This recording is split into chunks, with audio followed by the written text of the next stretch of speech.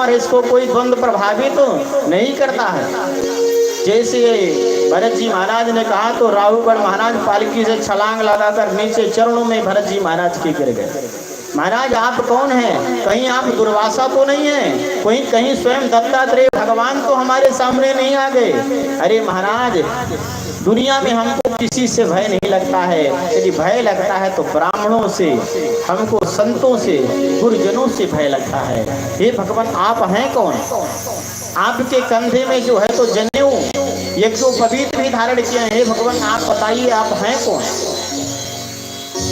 भरत जी महाराज ने कहा वो बात आप छोड़ो, अभी आपने कहा कि हम आपको दंड देंगे, तो आपको राहुगढ़ महाराज मैं बताना चाहता हूँ कि आप हमारे शरीर को कष्ट देंगे, हमारे आत्मा को किसी भी प्रकार का कष्ट नहीं होगा, क्योंकि आत्मा को कोई द्वंद्व प्रभावित नहीं करती है। राहुगढ़ महाराज ने कहा कि गुरुदेव आप बहुत सुंदर बात कह रहे हैं, लेकिन आप एक बात बताइए, शरीर का संबंध किससे है? ध्यान देंगे आप लोग। राहुगढ़ महाराज ने बहुत सुंदर प्रश्न किया कि महाराज आप बताओ कि शरीर का संबंध किससे है? भरत जी महाराज ने कहा शरीर का संबंध इंद्रियों से है, और इंद्रियों का संबंध तो कहते हैं इंद्रियों का संबंध बुद्धि से है, मन से है, और बुद्धि मन का संबंध किससे है? तो कहते हैं आत्मा से। तो महाराज एक बात बताइए, यदि कोई चूल्हा रखेंगे घर में, चूल्हा रखेंगे और चूल्हा में एक बटलोही लेकर के आएंगे, पात्र कोई, और उस चूल्हे में रख देंगे, चूल्हे में अग्नि प्रकट कर देंगे, और उसके बाद उसमें जल डाल देंगे, जल डालने के बाद उसमें हम भात डाल दें, चावल डाल देंगे, तो आप बताइए कि अग्नि पहले बटलोही को गर्म करेगा, जब बटलोही गर्म हो जाएगी तो जल गर्म होगा, पानी उसमें जो पड़ा है पानी गर्म होगा, फिर जो चावल पड़ा है वो चावल जो है तो परिवर्तित होकर भात बन जाएगा।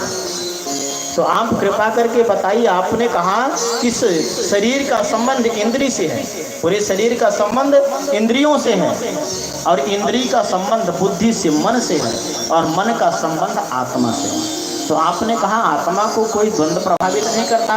अरे शरीर को जब कष्ट होगा तो इंद्रियों को कष्ट होगा, और जब इंद्रियों को कष्ट होगा तो मन को कष्ट होगा, और जब मन को कष्ट होगा तो आत्मा को भी कष्ट होगा। जड़ भरत महाराज हंसने लगे, और जड़ भरत महाराज ने कहा सत्संग करते करते बड़ी बड़ी बात तो करने लगे हो, लेकिन सत्संग का मतलब क्या होता है?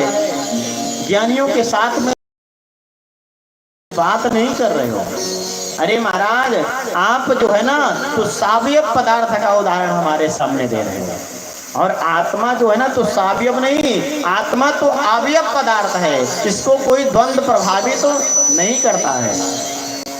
जड़ भरत महाराज ने दृष्टांत दिया।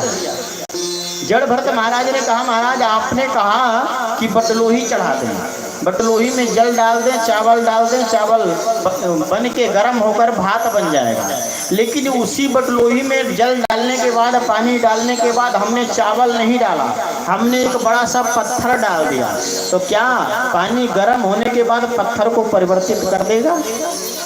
जैसे ही कहा तो अब राहुगढ़ महाराज कहने लगे धन्य है महाराज, हम समझ गए इस आत्मा को कोई द्वंद्व प्रभावित नहीं कर सकता है। नैनम चिन्नन्ति शास्त्राणि नैनम दहति पावकः। यदि हम चाहें कि यहाँ से मोटर चालू करके आसमान को गीला कर दें तो कर पाएंगे क्या? आसमान को गीला नहीं कर पाएंगे। अरे आप पूरे गांव का मोटर चालू कर लो, पूरे पिंडरा का मोटर चालू कर दो, लेकिन आसमान को गीला नहीं कर पाओगे। आप सब लोग सोचो कि तलवार निकाल के आसमान के 2 टुकड़े कर दें तो कर लोगे क्या?